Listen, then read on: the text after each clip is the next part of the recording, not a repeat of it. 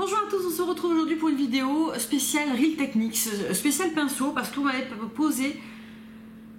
posé beaucoup de questions sur ces pinceaux récemment. Vous me voyez les utiliser dans les make-up blabla et vous me demandez souvent qu'est-ce que j'en pense, est-ce qu'ils sont bien, est-ce que ça serait possible de faire une revue, etc. Donc j'avais envie de vous faire un make-up blabla où je les utilise, sauf que j'utilise jamais tous ces pinceaux en même temps. Je m'étais déjà maquillée aujourd'hui, donc je me suis dit que j'allais vous faire des vidéos comme ça et ça irait très bien aussi parce que vous me voyez régulièrement les utiliser. Bien.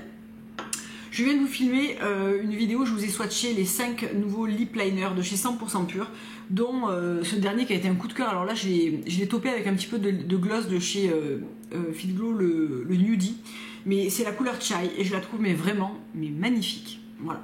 Petit aparté, la vidéo arrivera soit avant soit après, je sais pas exactement, mais vous la verrez dans les jours prochains.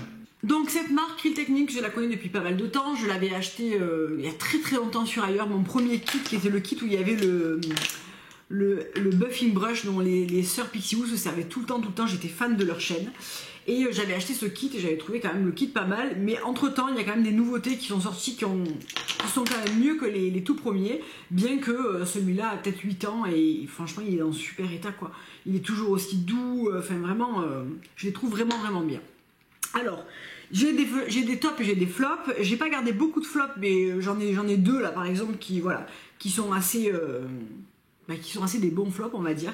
Alors on va commencer par les pinceaux pour le teint. Donc moi je précise que je les achète sur iHerb. iHerb, là c'est pareil, vous me posez 1001 questions, mais c'est pas compliqué de commander sur iHerb. Je vous ai fait plusieurs fois, j'en ai parlé plusieurs fois et je vous ai fait une revue sur comment commander, quoi utiliser. Donc évidemment que il y a des petites choses qui changent par rapport à cette vidéo parce que régulièrement ils changent le montant pour avoir les frais de port gratuits ou autre, mais globalement vous prenez toujours la livraison par Global Mail pour ne pas avoir de frais de douane. Vous privilégiez les produits où il y a écrit économiser sur l'expédition. Généralement Real Techniques en fait partie. Et en ce moment, il me semble que à partir de 40 $, les frais de port sont offerts. Je sais pas jusqu'à quand ça dure, etc. Je vous laisse aller voir sur le site. J'ai toujours un code promo sur ailleurs pour celles qui n'ont jamais commandé. Ça vous donne 5 $, je crois, pour votre première commande. Je vous mets ça en barre d'infos, comme d'habitude. Et voilà. Si l'option Global Mail n'est pas disponible, je vais essayer de tout dire dans cette vidéo parce qu'on me pose mais au moins 10 fois la question par semaine. Donc vraiment, voilà. Si l'option Global Mail n'est pas disponible, c'est que c'est trop lourd. En fait, Global Mail, ça marche jusqu'à 1,8 kg à peu près. C'est noté dans votre panier, le poids de votre panier. Donc si Global Mail disparaît, c'est que vous avez dépassé ce seuil et il vaut mieux faire plusieurs commandes avec des frais de port gratuits ou réduits plutôt que de passer par DHL où vous êtes sûr d'avoir des frais de douane. Global Mail, c'est DHL, mais c'est le service postal en fait. Donc ça ne passe pas par les douanes, etc. Bien. Donc je les commande sur iHerb, c'est des pinceaux qui sont assez peu chers, on trouve souvent des promos en plus dessus sur iHerb, et alors sur iHerb ils sont vraiment beaucoup moins chers que dans des monoprix, etc. C'est vraiment beaucoup moins cher. Bien, on va commencer par les pinceaux teint, donc là j'en ai quand même pas mal, j'en ai 6, 7, 8, voilà. Ceux que j'ai le moins c'est les pinceaux, c'est les autres pinceaux en fait. J'en ai 8. Donc mon flop là-dedans c'est clairement le multitask brush qui est un pinceau poudre en fait ou large bronzer ou quoi, mais pour les pinceaux type fard à joues pour la poudre ou la poudre elle-même, je préfère mon pinceau qui est plus précis et qui est en poil naturel, donc c'est vrai que c'est pas très écolo, qui est le Cheek Blush de chez Laura Mercier et c'est celui dont je me sers à la fois pour le bronzer, à la fois pour le blush poudre et à la fois pour la poudre. Donc voilà. Et c'est vrai que je suis pas très fan de ces pinceaux en synthétique pour la poudre. Je trouve que ça dépose beaucoup de... Ça fait un peu paquet, je trouve. Je le trouve moins bien. Après, c'est vraiment une question d'habitude et au goût de chacun. Ensuite, j'ai le Expert Face Brush, et d'ailleurs il est sale, vous voyez, c'est un pinceau dont je me sers tous les jours, parce qu'en ce moment je ne mets plus de fond de teint depuis cet été, je pense que voilà. Je mets simplement du correcteur, donc là c'est le Glove and Hello en teinte 04, c'est ce que j'ai encore fait aujourd'hui. J'en mets là où j'ai besoin, c'est-à-dire qu'en général j'ai besoin de corriger, j'ai des petites rougeurs ici, le nez et les ailes du nez, là j'ai rien à corriger sur cette joue, j'ai eu un petit bouton ici et j'ai une petite rougeur ici. Donc globalement je mets mon correcteur et avec l'Expert Face Brush je fonds. Comme c'est un correcteur qui est assez couvrant, il ne s'estompe pas trop en fait avec le pinceau et celui-là a un côté estompeur doux qui est très agréable. Il marche aussi très bien pour le fond de teint classique, liquide, partout je veux dire. Et Pour le comparer au buffing brush, le buffing brush est plus doux et plus souple. Les poils sont moins denses et il a tendance à être moins...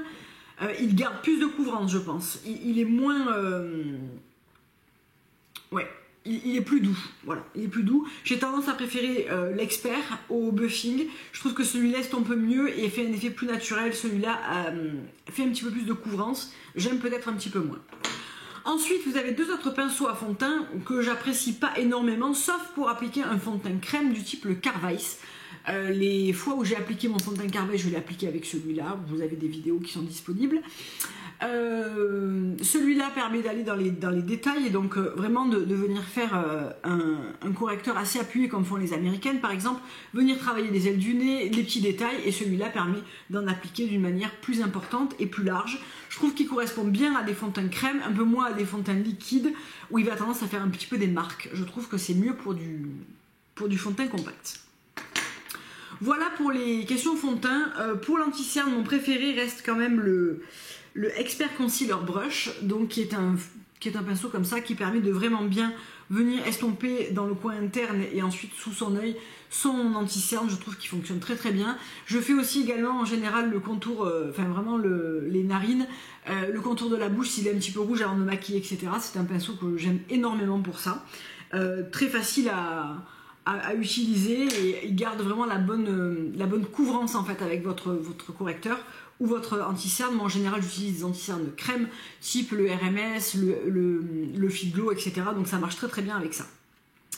Ensuite les deux autres pinceaux visage que j'aime beaucoup, un que j'ai commandé il n'y a pas longtemps, c'est le Setting Brush.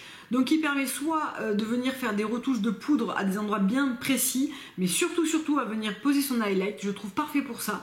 Avec un highlight poudre, il est vraiment bien, il a la bonne taille pour venir appliquer son highlight sur les points lumière de son visage. Je le trouve vraiment bien ce pinceau. Et ensuite le contour brush que je ne me sers pas spécialement pour le contour, mais plutôt pour poser mon blush crème. Notamment avec les rituels de filles qui sont un petit peu plus épais, moins crémeux que les Kosas. Je trouve qu'il est parfait pour ça. On peut bien sûr venir utiliser en contour, hein. Je m'en sers aussi en contour, mais vraiment si je dois lui garder une seule utilisation, c'est vraiment en blush. Pour les blush crème, je trouve qu'il est parfait. En revanche, pour les blush poudre, encore une fois, j'aime pas, je préfère mon Laura Mercier. Voilà. Ensuite, les trois pinces aux yeux que j'ai, c'est vraiment... Alors, celui-là, c'est pas vraiment un pince aux yeux, c'est un pinceau que je me sers pour les lèvres, mais qui est normalement un pinceau correcteur. C'est le Detailer Brush. En fait, on peut l'utiliser pour plusieurs choses, celui-là. On peut venir l'utiliser pour poser une ombre à paupières illuminatrice en coin interne. On peut venir... Moi, je m'en sers beaucoup pour les lèvres. On peut venir poser aussi un highlight très précisément sur l'arcade sourcilière. On peut venir corriger une imperfection. Voilà, celui-là, c'est vraiment un peu à tout faire. Franchement, il m'en faudrait un ou deux autres comme ça. Parce que je m'en sers très très souvent et ils sont vraiment bien. Il faisait partie du kit, il me semble, avec ces autres pinceaux-là. Il me semble. C'était un kit comme ça que j'ai acheté il y a... Je vous dis, ce kit a au moins 6 ou 7 ans. Donc franchement, très bonne qualité. Alors les trois pinces aux yeux qui me restent, c'est trois pinces aux yeux que j'adore. Alors récemment j'ai acheté ce kit et franchement mais qu'est-ce que j'ai bien fait. Je vais vous expliquer pourquoi. Et j'avais le Dome Shadow Brush qui sert, avant qu'il me servait à l'anti-cerne, et maintenant du coup que j'ai acheté celui fait pour, je peux l'utiliser pour autre chose. Soit pour appliquer une ombre à paupières partout rapidement sur toute la paupière mobile. Soit pour estomper, c'est le roi de l'estompage, il estompe très rapidement et extrêmement bien les ombres crème, type les rituels de filles, je m'en suis servi dans mon dernier make-up blabla, mais aussi n'importe quelle ombre, voilà, un peu foncée, un petit peu récalcitrante à l'estompage. Je le préfère à mon 217 de chez MAC, c'est pour dire. Je le trouve parfait ce pinceau, il est vraiment dense et très facile à utiliser, il estompe extrêmement bien, mais il pose aussi très très bien la couleur. Aujourd'hui j'ai posé mon ombre à paupières beige sur toute la paupière mobile avec. Très bien, rien à dire, vraiment rien à dire. Et alors, les deux derniers que j'ai commandés, franchement, je les connaissais pas, je savais pas trop à quoi m'attendre. C'est un petit duo que j'ai payé moins de 10 € et que je trouve mais excellent. Donc tout d'abord, on a le Defining Crease Brush, qui est ce pinceau-là et qui est absolument parfait pour faire vraiment un creux très précis. C'est-à-dire qu'avec un pinceau... type, alors moi j'aime bien le Terry Miaira, mais malheureusement vous n'arriverez pas à le trouver, qui est un pinceau creux en fait, qui est un petit peu large mais synthétique, Non, j'en ai pas qui lui ressemble là pour vous montrer, mais admettons un Sephora comme ça, je sais pas s'ils se font toujours, le creux paupière numéro 13, que j'utilise très très souvent. Je mets mon ombre à paupières café au lait, on va dire, dans mon creux, et ensuite je prends le Chocolate Mousse par exemple de chez Nu Evolution, qui est un brun mat beaucoup plus soutenu, et avec ça je viens vraiment faire un creux bien plus défini, ce qui crée un effet beaucoup plus œil de chat, creux beaucoup plus marqué, ombre beaucoup plus, l'œil est beaucoup plus structuré. Franchement, il est absolument top, vraiment j'adore ce pinceau, ça permet vraiment de faire un creux très précis, de faire un outer V aussi très précis, je le trouve vraiment top, vous allez le voir très souvent passer dans mes make-up blabla de toute façon. Et celui-là, c'est le Crease Prep Brush, qui est normalement censé vous servir à utiliser avec votre base à paupières par exemple. Moi, ma base à paupières, je l'applique au doigt, j'aime bien le faire comme ça, voilà. Par contre, il est excellent, c'est même, je pense, le meilleur pour appliquer n'importe quelle ombre crème. Rituel de filles, par exemple, avec leur petit packaging un peu chiant, on passe à l'aise le pinceau, et alors ce pinceau est celui qui va le mieux, de par sa coupe, qui est une coupe un petit peu carrée comme ça. C'est celui qui va le mieux diffuser l'ombre à paupières crème, même la plus pigmentée. J'ai même essayé avec le noir qui est vraiment très pigmenté. On arrive à avoir une base complètement homogène. Je trouve que l'ombre à paupières appliquée comme ça dure plus longtemps, notamment les rituels de filles ou le bronze par exemple de chez Gressa que j'aime beaucoup utiliser. On arrive à avoir vraiment une base de paupières très homogène, bien pigmenté, bien lissé, enfin il est top. Et ça vient vraiment du pinceau parce que ces ombres à paupières je les avais jusqu'à présent et j'avais pas cet effet là avec un pinceau type le Flat Eyeshadow 30 de chez, par exemple de chez 100% Pur, qui est pourtant très bien mais qui est bien moins bien que celui-là. Celui-là il permet vraiment de poser l'ombre à paupières crème, même la plus foncée, d'une manière super homogène, vraiment de même pouvoir l'estomper dans le creux, enfin top de chez top. Donc voilà, le dernier accessoire que j'ai de chez Real Techniques, c'est les Beauty Blender. Donc je l'ai acheté par lot de 2.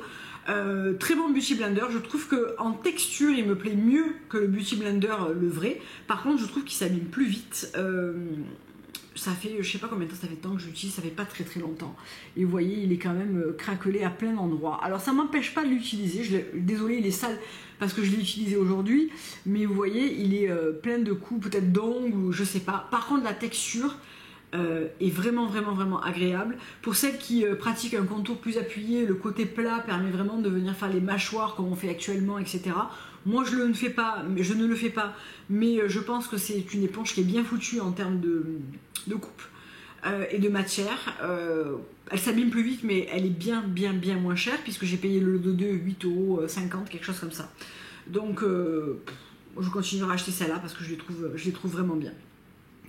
Donc voilà pour cette revue sur les pinceaux Real Techniques, c'est pour moi des bestes, vraiment, mis à part voilà, celui-là que j'aime moins, j'avais pas aimé aussi le gros pinceau poudre, j'avais pas aimé le pinceau eyeliner. Bon après c'est du détail, j'ai envie de vous dire que franchement tous les autres ils sont vraiment bien et ça c'est moi qui l'aime pas mais beaucoup l'aiment. Donc après c'est à vous de vous faire aussi une idée et de voir ce que vous aimez ou pas dans ce type de pinceau synthétique. En tout cas moi j'en ai maintenant une grosse collection. Bon celui-là je l'utilise très peu et le buffing brush aussi, mais tout cela font partie vraiment de mon quotidien. Je les trouve vraiment bien et la plupart sont sales puisque je les utilise tous les jours et que je lave mes pinceaux 1 ou 2 fois par semaine en général le dimanche, donc demain puisqu'on est samedi. Donc voilà pour cette revue, j'espère que ça vous aura plu, ça vous aura aiguillé, que j'aurai répondu à vos questions et sur iHerb et sur Real Techniques. Je vous fais plein de gros bisous, je vous dis à très bientôt pour une prochaine vidéo. Au revoir.